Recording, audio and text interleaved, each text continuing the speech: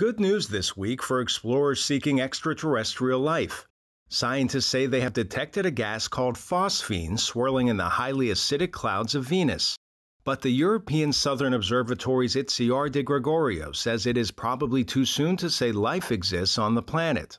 This doesn't mean that we discovered extraterrestrial life on Venus. Far from it. It is possible that we are unaware of a chemical that produces this phosphine, and we have to investigate in that direction. The quest to study Venus began in 1960 with the Pioneer 5 space probe.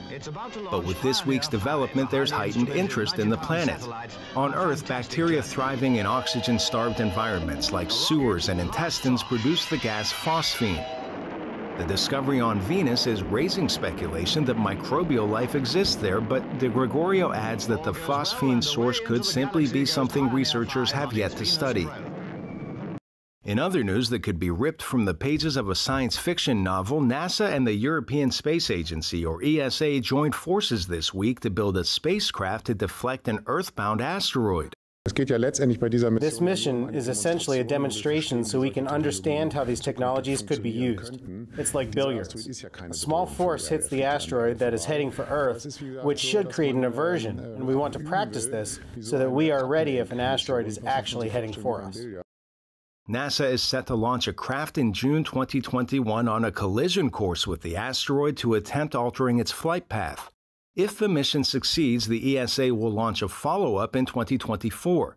In other news, images from space showed the vast and ancient ice sheet atop Greenland shed a 113-square-kilometer chunk of ice last month. The new research is yet another important piece of evidence showing that it's really time we stop hitting the snooze button and wake up to the climate emergency. We need to curb climate emissions right now, immediately.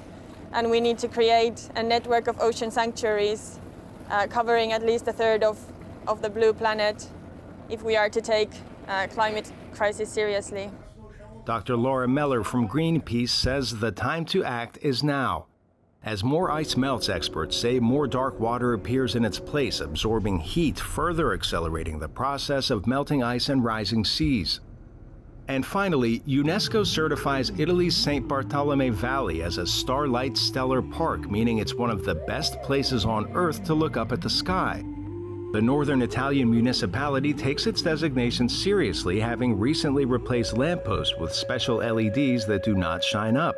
Arash Arabasadi, VOA News, Washington.